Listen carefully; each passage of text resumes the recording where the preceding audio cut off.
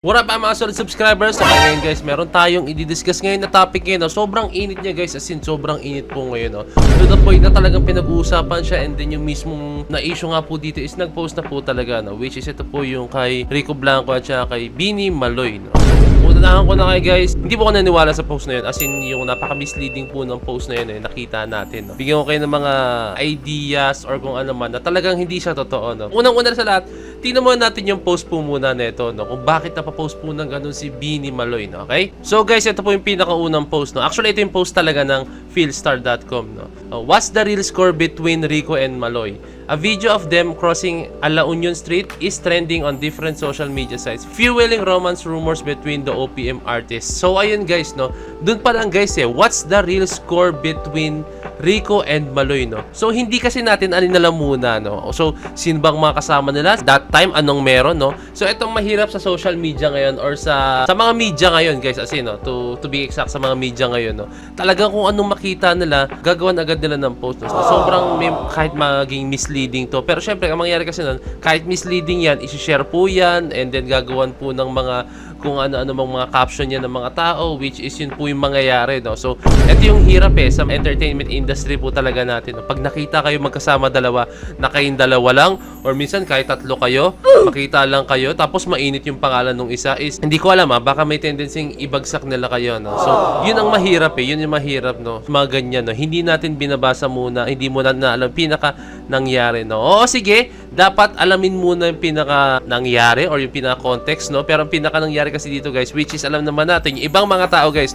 hindi muna inaalam yung buong storya, Like kung anong pinaka-caption dyan, yun agad yung pinapaniwalaan, which is ito po kasi nakalagay sa caption ng Philstar, What's the real score between Rico and Maloy? Doon pa lang guys, masyado na po siyang controversial na po talaga siya guys, Yung iba guys, pag nakita lang yan, may relasyon sila, ganun agad yung isipin yan guys, maniwala kayo sa akin, Yun yung sad reality ng ating bansa, So dumating na nga sa point guys na mismong si Beanie Maloy na po, yan, shinare niya po ito, and then sinabi niya, stop spreading fake news, please lang. So in caption po yan sa post po ng Philstar, So sana naman mahiya din yung mga ganito klaseng mga platforms, na talagang, alam mo yun, makagawa lang sila ng kwento, makagawa ng ingay para sumikat yung nila, na mabilis daw sila sa mga storya. Yun kasi ang hirap So sobrang gusto nating makagawa agad ng storya na tayo ang mauna, hindi muna natin inaalam, Hindi ko sinasabing hindi ng Philstar yan, pero sana inalam po muna lang na maigi, So guys, meron po isang comment dito, ng isang fan, Sinabi po dito is, Mayan, hindi po. Nag-post kasi yung Philstar ng fake news sa post niya. In a relationship, si Lucky kay Rico Blanco. Tapos napansin siya ni Lucky sa post niya. Tapos shinare post ni Maloy sa Twitter niya. May gagawin kasing song project sila Rico, kasama ata ang Ben and Ben, and kasama rin si Beanie Maloy, Ayun nga, may isang fan na nag-comment dito, na may projects daw. So actually hindi natin alam kung ano po talagang pinaka-story kung ba't sila magkakasama sa isang project. So ito yung post guys, ito po yung picture na. Actually screenshot lang to guys, kaya medyo malabo, I'm very sorry. So ito guys, meron silang kasama, hindi lang talaga si Rico Blanco ang magkasama at saka si Beanie Maloy. Marami silang mga kasama dyan guys, Yeah, hindi lang ako familiar sa ibang mga mukha guys, Pero kasi siguro nagkataon lang nung patawid yata or is si Maloy at saka si Rico Blanco yung magkasama that time, Hindi na alam, baka naman binili lang silang dalawa, tapos o baka yung iba nandun sa may kabilang side, tapos silang dalawa lang yung nahagip na magkasama bigla, di ba? Ayun ang hirap kasi makita lang kayo magkasama, di ba? May istorya agad na gagawin at gagawin, So ito yung pinaka-dilemma or ito yung pinaka-bad side ng sikat na artist or isang sikat na individual talaga guys, Mahirap po talaga, Kasi lahat ng kilos mo may babantay sa'yo, lahat po ng gagawin mo may babantay sa'yo. So hindi natin masisi syempre yung si Maloy kung ba't siya napapost nung gano'n. Kasi alam niya sa sarili niya guys na hindi totoo Ganun po kasi ang isang artist, or kasabihin natin ganun po ang isang tao. Pag alam niya talagang mali ang isang bagay, is talagang hindi naman niya kailangan pang mag-explain pa po, Talagang sabihin niya lang na stop spreading fake news nyo, di ba? Hindi niya kailangan ilagay in detail dyan, Kumbaga, napuno siya, di ba? Alam mo yun, nananahimik sila. Alam nilang wala silang ginagawa. Alam nilang it's for a project, pero bakit biglang babanatan sila ng ganito, di ba? Napaka-unfair lang po, di ba? So, ito pala guys, meron tayong detalye na hindi nakita, So, talagang sobrang misleading po, Ito pa lang guys, yan yung maigi. Ito, New Year, New Love. Rico Blanco, Beanie Maloy spotted together in La Union, So, ayan guys, doon pa lang, di ba? Napaka-misleading po guys, di ba? Kahit sabihin mo pa question mark yan, tanong po yan, di ba? Parang nakaka-intriga pa rin po yan, guys. Sobrang nakaka-intriga po yan, guys, no? Kahit nga yung ano, di ba? Naalala niyo yung umingay din po ngayon, di ba? Merong isang maingay po ngayon, no? Yung kay Vic Soto, di ba? At saka yung Pepsi Paloma. Iano ko lang, ihalin tulad ko lang, mabilisan lang to, guys. Di ba? Yung sinabi po doon ni, if I'm correct, yun, ni Miss Gina Alahar, guys, no? Sinabi niya ron, no?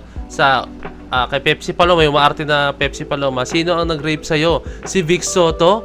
Pa-question yun, di ba? Kahit pa-question yun, guys, may patama yun, guys, no? Di ba? Kasi, actually, pwede nga, hindi ko lang sure ha, pwede nga yata maghain si Bina Maloy dito ng reklamo, di ba? Kasi, di ba, ano to parang naapektuhan siya. At the same time, naapektuhan yung work niya, naapektuhan yung mga kilos niya sa mga ganyan. No? Pwede mo kasuhan yung mga ganyan, yung mga media. Sa pagkakaano ko, guys, sa pagkakaintindi ko, kasi mahilig din ako ng mga batas. As in, no, yung mga pinapanood ko mga attorney na gumagawa ng batas, no, sa YouTube, guys. May ko makinig ng mga ganyan, no?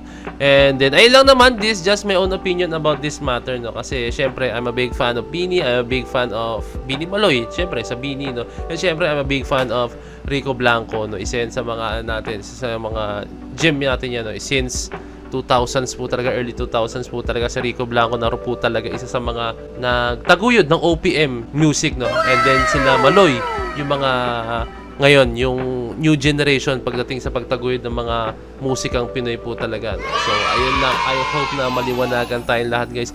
Unang-una sa lahat, guys, wag po tayong maniniwala pag may post po ang isang mamahayag or kung ano man na post man ito ng mga kaibigan nyo or post man ito ng mga kakilala nyo or sikat na reporter or what, no? Basta, sana mag-research muna tayo or alamin muna natin yung storya, no? Kita nyo, pagka-post agad ng Philstar, biglang nag-post agad si Maloy, di ba? Di ba? Basahin pa si Maloy, what? Stop spreading fake news, di ba? Kasi nananahimik sila. So, ayun lang. Philstar, alam nyo na. At yun, syempre, big fan tayo ng Bini, no? Ayun lang, guys, maraming salamat. So, I hope na-enjoy itong video na to and kahit pa paano sana naging informative ako sa inyo sa mga bagay-bagay, no? So, maraming salamat. As always, this is Point of Bed signing out. Peace, let's G.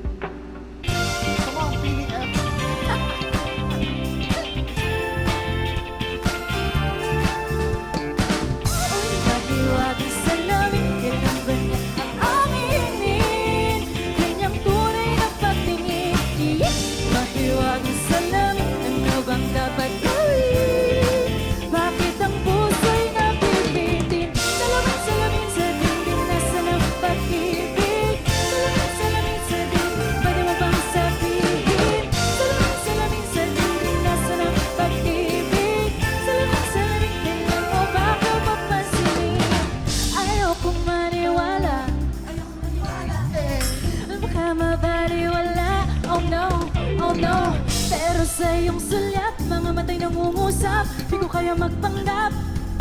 Ano ba talaga ito?